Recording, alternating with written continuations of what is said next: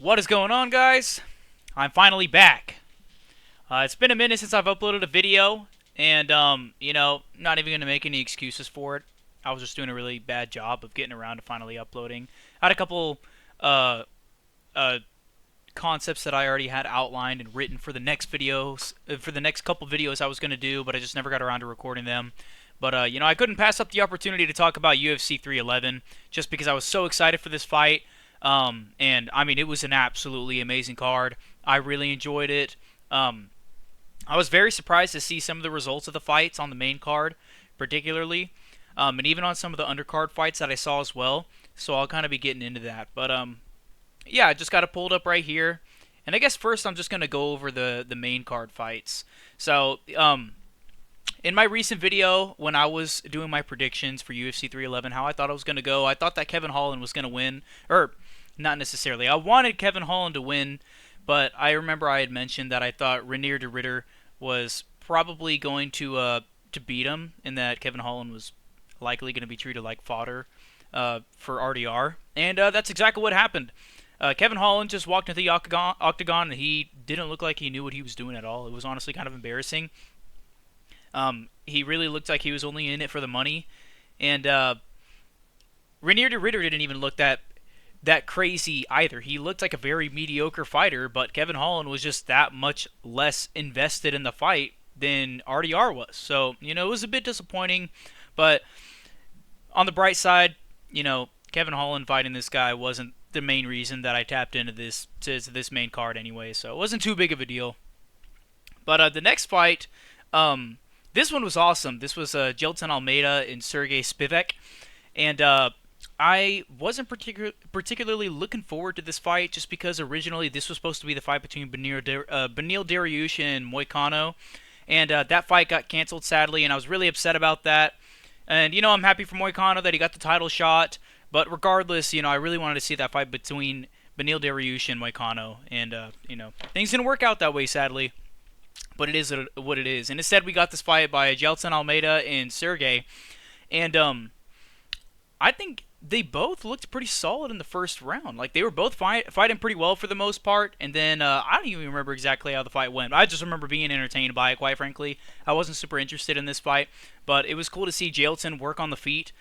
He was doing pretty well in the striking, and he also had a decent amount of grappling going. So it was good to see him really implement different aspects of his skill, and I think he's going to end up being a pretty solid contender in the heavyweight division. So I'm definitely going to be watching him fight with a lot of interest from now on. I'm glad that I ended up watching this fight because I did like what I saw from him, and same thing with Sergey. He wasn't fighting like terribly by any means. I think he just got outclassed.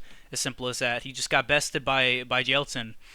Um, Moving on to the next fight on the card, we had Prochazka and Hill, and I think I had originally predicted Prochazka to win this fight, but I had also predicted that it was going to be a war, and it absolutely was. I think this fight completely lived up to the hype that was made for it. All 3 rounds, these guys were swinging like crazy. Yuri was getting caught here and there. His head movement looks good, but he did get caught a few times. Jamal Hill, I don't think there was any point in the fight where he had the advantage, unless you really want to give him the second round. Which he was doing a lot of work on the body attacks against Prochazka, and Prochazka was really starting to show it towards the end of that second round. But besides that, it was just a pretty dominant performance by Yuri. He got the knockdown in the first round, and even then, he was slipping and rolling through a lot of punches and landing combos of his own. And then in the third round, he was really able to close it out. And it was just an amazing fight. Yuri really showed that even though he has lost to Alex, that he's still the top guy in his division. I'm pretty convinced at this point that Yuri is the number 2 contender. Or I guess I should say, yeah, I guess the number 2 contender right under Magomed Ankalaev. We'll see how that fight goes. But I would love to see Yuri and the loser of Magomed and Pereira fight to see to see if he can challenge the belt next. But yeah, this was just an absolutely stellar performance. I don't think it was necessarily a fraud check on behalf of Jamal Hill. We just saw how good Yuri really is, and that's not to discredit how good Jamal may be. He's just not as good as Yuri. What I was even happier to see was that Yuri still has at least some of a chin, and that he didn't just get his head taken off by Alex in the past 2 fights that he had. But yeah, it was still a really enjoyable fight. I can't wait for either one of these guys to fight again. I'm definitely going to be tapping into that fight. It was incredibly entertaining. Now, looking at the fight between Merab and Umar, I think I can say with a lot of confidence that this is one of the greatest fights that the bantamweight division has ever seen. I think it's the greatest. I think it's how do I say this? I definitely think it's the greatest fight that I've seen in the past year. I know it's already 2025, but I'm just gonna. What I mean by that is in the past year's worth of time, I genuinely think this was like the highest caliber, highest skill fight that we've seen. There was so much high level technique displayed by both of these guys. So much so to where there wasn't even like a battle of who was like the more technical and skilled fighter. It was just a battle of who could last longer. That's how well rounded these guys were for each other. I definitely think they were both just a nightmare matchup for the other. And Marab really made me eat my words. I got to be completely honest, and he made everybody eat their words. A lot of people thought that he was just going to try to wrestle the entire time, which is what he did, but that he wasn't going to have any progress with the wrestling. And it was really looking like that for the first 2 rounds. And then by round 3, Umar really started slowing down, and Marab just started taking off. It was absolutely incredible. I was so astonished to see how dominant this guy could go into the championship rounds. Like how dominant this guy could be into the championship rounds. My mind was blown, and I think at this point, like, I've never been a Marab hater. I've always thought that he's incredibly skilled, but he just put on a different kind of performance last night. He really showed that these Dagestani guys do have weakness, and it's just, their weakness is Marab. their weakness is just not having as good cardio as Marab. But yeah, I think if you don't already consider Marab the GOAT, if he gets a couple more title defenses, I think you could very easily call him the greatest bantamweight of all time. He's beaten every other GOAT. His past 5 fights are just absolutely incredible, and I'm really excited to see if these guys are going to rematch later in the future, because this fight was absolutely insane. I don't think either one of them got destroyed or dominated. They both had their moments in their rounds, but it was still just like it was good to see Marab really show the world that he's not playing when it comes to defending his belt.